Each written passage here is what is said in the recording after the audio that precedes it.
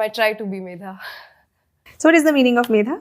Ma'am, it means buddhi, like a Medhavi Chhatra. So that's an intellectual child. So tell me 5 things that proves that you are an intellectual or a Medhavi student. Ma'am, I'll try my best. Ma'am, one is that I graduated from HBTI Kanpur in civil engineering. Then in my second attempt, I got through civil services. I'm right now posted in Indian Railway Traffic Services. And ma'am, I think usually I do well in all spheres, be it in life or academics. So I would like to think that I've lived up to my name. Great, great. So you are already a railway officer. Yes, ma'am. Why do you want to switch? You don't like railways anymore?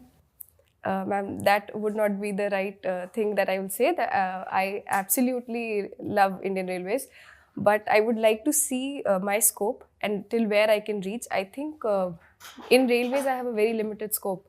For example, if I want to do something for women empowerment, I have some very limited areas where I can work upon. But if I'll get into maybe an administrative or a police service, I'll be able to widen my reach and scope, ma'am. And IRS? Ma'am, there also I think I will work for the taxation reforms if possible. If I'll be given an opportunity, I would like to work in this field and know better about the taxation system that is present in our nation, ma'am. Okay. Tell me, we are moving more and more towards railway privatization. How do you see it?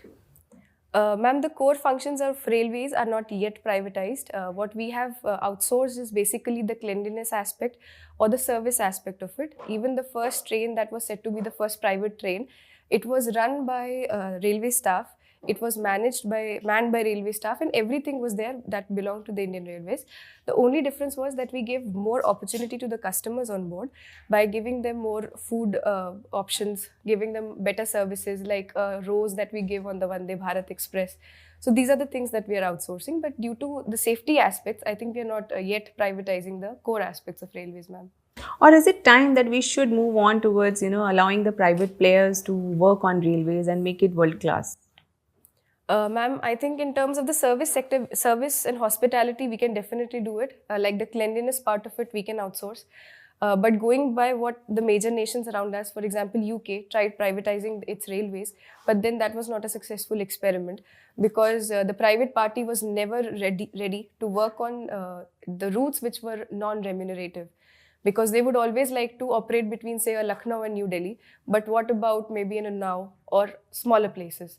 So that's why, ma'am, it will be difficult for us due to our social obligations to privatize it as such. Very right. So what is the operating cost of railways? Ma'am, the operating ratio right now, it is more than 100%. Like we invest 107 rupees to earn 100 rupees.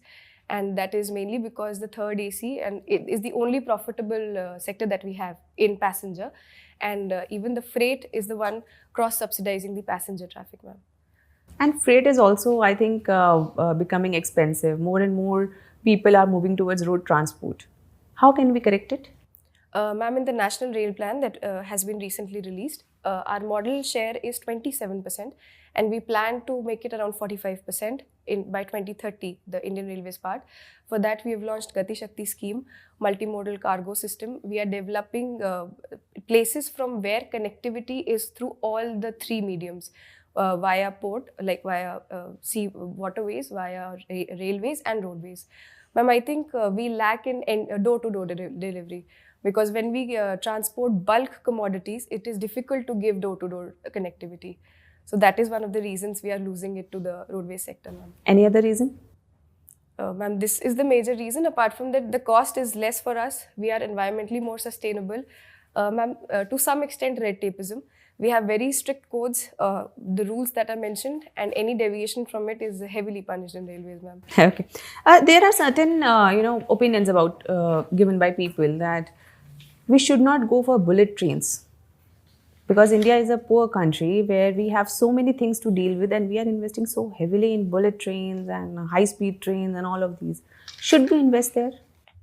Ma'am, definitely we need to invest there because I think India is transitioning towards a more developed economy.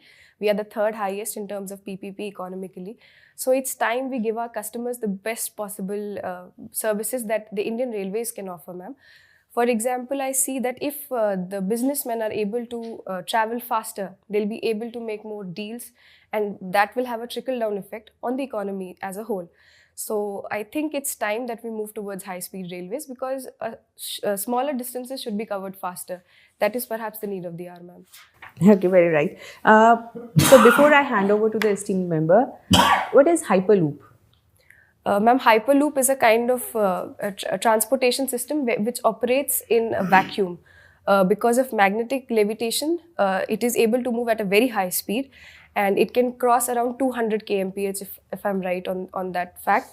And recently, the one who was making Hyperloop, they even test drived it, and they found it to be safe as well. Is it working anywhere? Ma'am, not yet operational.